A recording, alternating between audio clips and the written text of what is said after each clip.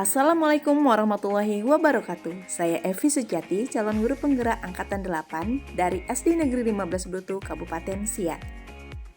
Video ini adalah praktik penerapan segitiga restitusi untuk menyelesaikan permasalahan siswa di sekolah saya.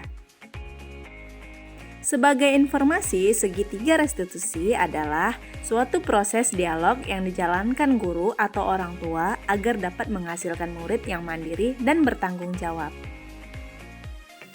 Terdapat 3 tahapan segitiga restitusi, yaitu menstabilkan identitas, validasi tindakan yang salah, dan menanyakan keyakinan.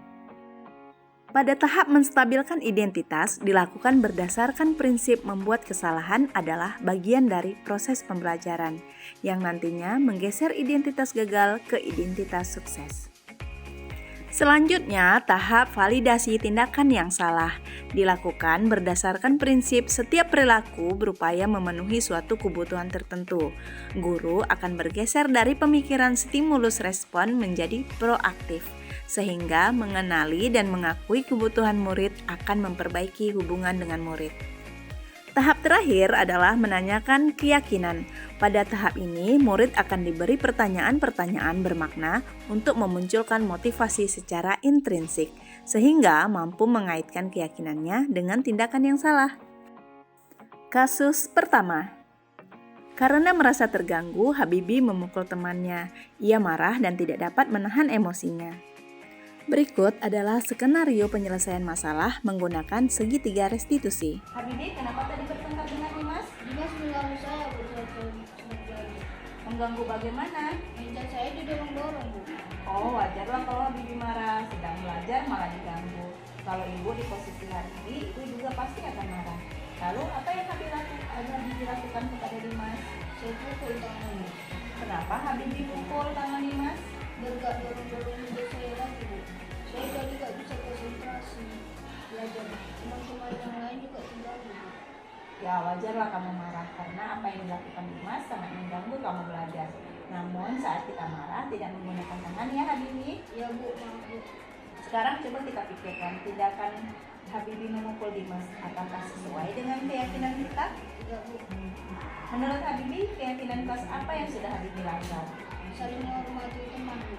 Ya, betul. Menurut Habibi, saling menghormati antar teman itu penting tidak untuk Habibi? Penting, Bu. Baik, kalau menurut Habibi penting, jadi keyakinan apa yang harus Habibi lakukan pada saat Habibi marah? Harus lebih sabar. Ya, Habibi bersedia memperbaiki masalah ini? Bersedia, Bu. Apa yang Habibi lakukan untuk memperbaiki masalah ini? Saya akan meminta maaf kepada Dimas, berjanji tidak akan memukul teman lagi.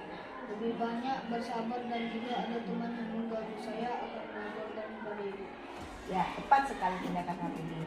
Harus dipertahankan rajin belajarnya ya. Iya. Ya, kembali ke kelas.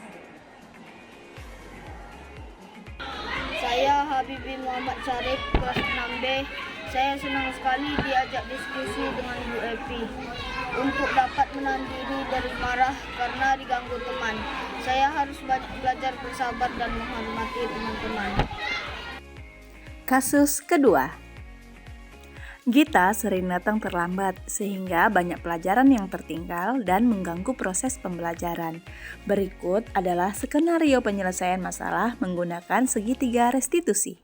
Kita, kenapa datang terlambat hari ini? Saya bangun kesiangan tadi, Bu. Seingat kita sudah berapa kali kita datang terlambat? 3 kali. Menurut kita, terlambat datang ke sekolah, salah tidak? Salah. Ya, kita membuat kesalahan itu manusiawi. Setiap orang pasti pernah berbuat kesalahan. Yang terpenting, kita bisa belajar dari kesalahan tersebut dan berusaha untuk memperbaikinya. Mau memperbaikinya kita? Mau, Bu. Kita cari solusinya bersama ya. Iya, Bu. Kita datang terlambat pasti ada alasannya. Kenapa sih kita datang terlambat? Karena kita keasikan main HP sampai malam, Bu. Nggak ingat waktu. Jadi tidurnya sampai malam. Kita tahu keyakinan kelas yang sudah disepakati. Tahu, Bu. Kalau datang terlambat ke sekolah sesuai dengan keyakinan kelas tidak? Menurut kita, keyakinan kelas apa yang sudah kita langgar? Disiplin. Menurut kita, disiplin itu penting tidak? Penting, Bu. Agar kita lebih mengenal waktu dan terbiasa dengan kesepakatan. Betul. Menghargai waktu itu penting dan sangat bermanfaat untuk kita. Seperti menghargai orang-orang yang ada di sekitar, pekerjaan menjadi tidak menumpuk, dan dapat melatih kepedulian kita. Iya Bu, saya minta maaf karena sudah sering datang terlambat dan tidak akan mengulangi waktu. Ya, kita.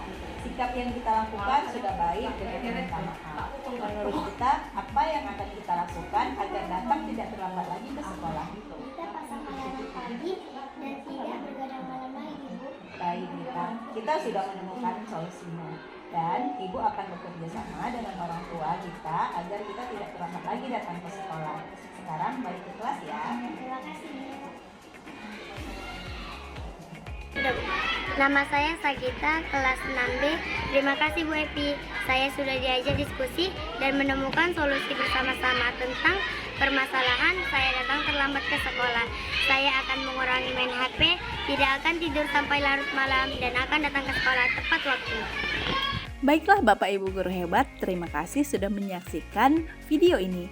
Salam guru penggerak, guru bergerak Indonesia maju. Wassalamualaikum warahmatullahi wabarakatuh.